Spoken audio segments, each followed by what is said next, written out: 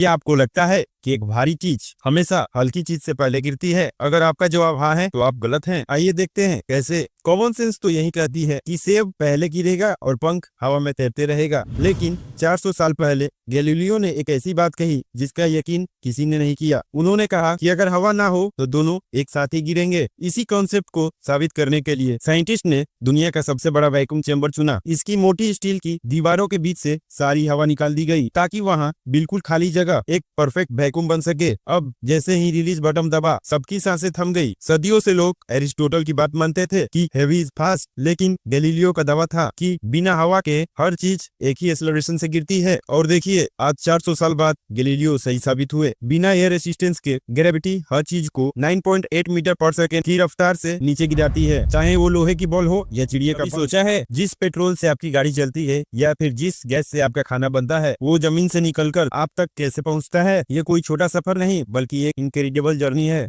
सबसे पहले साइंटिस्ट और इंजीनियर जमीन के अंदर ऑयल के बड़े बड़े भंडार यानी रिजर्व्स खोजते हैं। जब लोकेशन कंफर्म हो जाती है तो बड़े बड़े ड्रिलिंग रिंग्स लगाए जाते हैं। ये मशीन जमीन में हजारों मीटर अंदर ड्रिल करती है और फाइनली जब तेल मिल जाता है तो वो काले गाढ़े लिक्विड की तरह बाहर आते हैं। इसी को हम कच्चा तेल कहते हैं। अब इस कच्चे तेल को एक्सट्रैक्ट करने के बाद सीधा भेज दिया जाता है रिफाइनरी में। रिफाइनरी में आकर इस तेल को एक बड़े से टावर में पंप किया जाता है, जिसे हम फ्रैक्शनल डिस्टिलेशन टावर कहते हैं। और अब यहाँ असली गेम शुरू होता है। सबसे पहले तेल को 400 डिग्री सेल्सियस से भी ज्यादा गर्म किया जाता है और अब जैसे ही ये गर्म तेल टावर में जाते हैं, ये अलग अलग टेम्परेचर पर अलग अलग चीज में डिवाइड होने लगते हैं। सबसे ऊपर जहाँ ठंड होती है वहाँ मिलती है एलपीजी गैस, जो हमारे घर के सिलेंडर में यूज होती है। उसके नीचे 40 डिग्री सेल्सियस पे सबसे इम्पोर्टेंट पेट्रोल मिलता है और नीचे चले तो 150 डिग्री सेल्सियस पे मिलता है नेफ्था, जो प्लास्टिक, पेंट और बहुत सारे केमिकल्स बनाने में काम आते हैं। थोड़ा और गर्म 200 डिग्री सेल्सियस पर हमें मिलता है किरोसिन और जेट फ्यूल। अब 300 डिग्री सेल्सियस पे आते हैं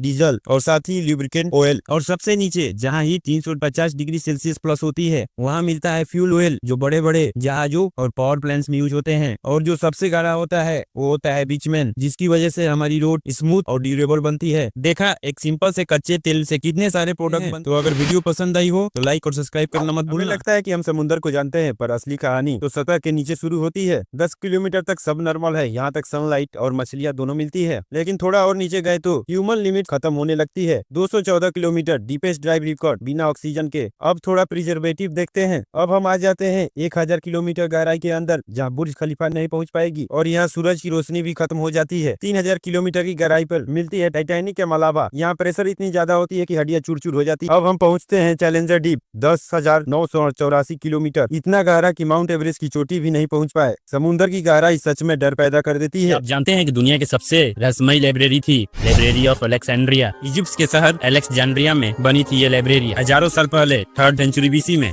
यहाँ लाखों स्कॉल्स और किताबें रखी गई थी, जिसमें मानव सभ्यता और कीमती ज्ञान छिपा था। एस्ट्रोनॉमी, मेडिसिन और हिस्ट्री, ऑलमोस्ट एवरीथिंग। लेकिन एक दिन ये लाइब्रेरी जलकर राख हो गई।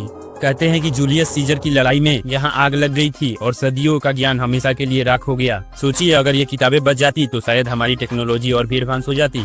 लाइब्रेरी ऑफ अलेक्जेंड्रिया एक ऐसा इतिहास जो हमेशा खलता रहेगा।